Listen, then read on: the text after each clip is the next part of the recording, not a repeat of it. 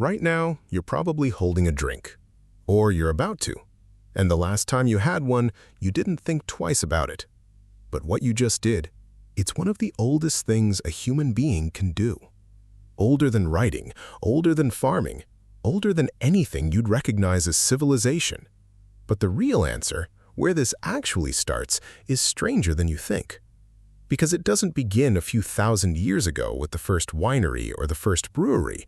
It begins 10 million years ago, on a forest floor in Africa, with a small primate picking up a piece of fruit that had been sitting on the ground for too long. That's it. That's the origin story. And before this is over, you're never going to look at a drink the same way again. When fruit falls from a tree and sits on the ground, something happens inside it. The natural sugars start breaking down, yeast gets in. Fermentation begins, and the fruit starts producing small amounts of ethanol. Basically, the fruit gets drunk before you do. And when that primate ate it, something clicked in its brain. A warm, strange, slightly confusing feeling. It had no idea what was happening, but it knew one thing. More of that. In 2014, a biologist at UC Berkeley named Robert Dudley published a book about this. He called it The Drunken Monkey. His argument was simple. Over millions of years, your ancestors didn't just tolerate the ethanol in overripe fruit, they evolved to look for it. The slight buzz meant ripe fruit. Ripe fruit meant calories. Calories meant survival. Your craving for a drink after a long day? That's ancient survival software running in a modern body. By the time actual humans showed up, the taste for alcohol was already built in. It wasn't a habit we developed, it was something we inherited. Now here's where it gets interesting. About 13,000 years ago, in a cave near Haifa, Israel, called Raqefet, a group called the Natufians were doing something nobody expected. In 2018, archaeologists excavating the cave found stone mortars carved directly into the bedrock. When they analyzed the residue inside, they found traces of wheat and barley that had been soaked, germinated, and fermented. That's beer, brewed in a cave 13,000 years ago. But here's the part that changes everything. The Natufians were not farmers. They hadn't invented agriculture yet. They were still out there hunting animals and collecting wild grain by hand. They didn't grow the barley. They found it. And somehow, making beer was the priority. Think about that for a second.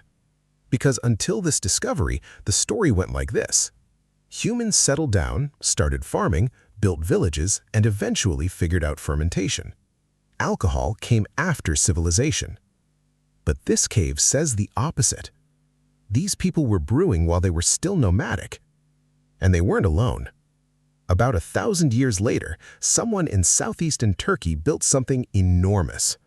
At a site called Göbekli Tepe, massive stone pillars, some weighing over 10 tons, were arranged in careful circles and carved with images of animals. The whole structure was deliberate, complex, precise. And it was built before farming, before pottery, before anyone in the region had a permanent home. For years, nobody could explain it. Why would nomadic people organize the labor needed to move 10-ton stones up a hill and carve them with precision? What would motivate that? Then they found the vats, large stone containers at the site, tested positive for fermented grain. Not small amounts either, enough for serious gatherings. The current theory, Göbekli Tepe wasn't a settlement. It was a gathering place, a destination. People traveled from across the region, came together and drank. The world's oldest monument might also be the world's oldest bar. And this raises a question that's been debated for decades. Why did humans start farming? An archaeobotanist named Patrick McGovern, the world's leading expert on ancient alcohol, has spent decades arguing that humans didn't start farming to make bread, they started farming to make beer. Bread is complicated. You grind, you knead, you bake. Beer is simpler. You soak grain in water, leave it alone, and fermentation does the rest. And the desire to drink something that makes you feel good, that's a stronger motivator than eating grain in a slightly different form.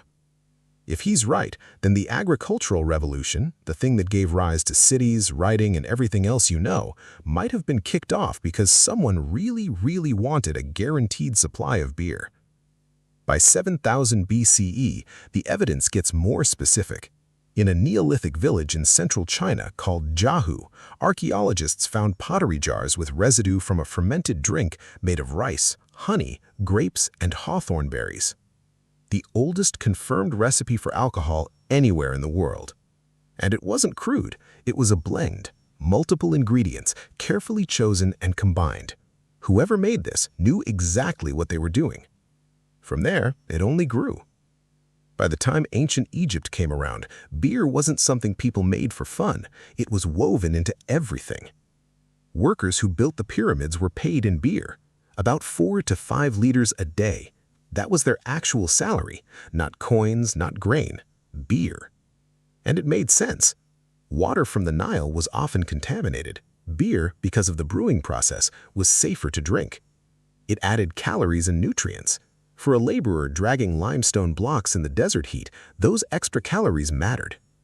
Beer wasn't just a drink, it was lunch, it was medicine, it was currency, it was a prayer. The Egyptians believed beer was a gift from the god Osiris himself. It showed up in temple rituals, burial offerings, and medical prescriptions.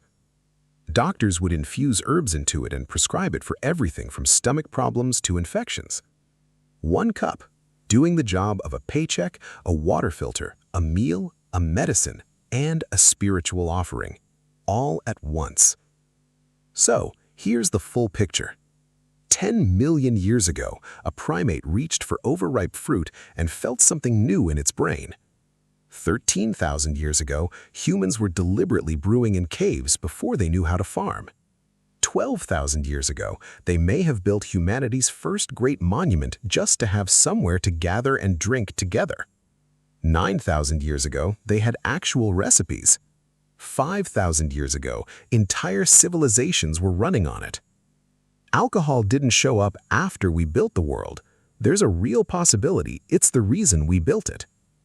Every time you take a sip, you're not just having a drink, you're the latest link in a chain that started millions of years before your species had a name for anything. The fruit is long gone, the cave is a museum, the cup got fancier.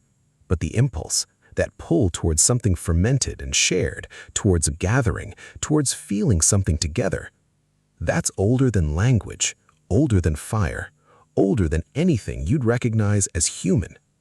You inherited it from a creature that had no idea what it was doing. At least now, you do.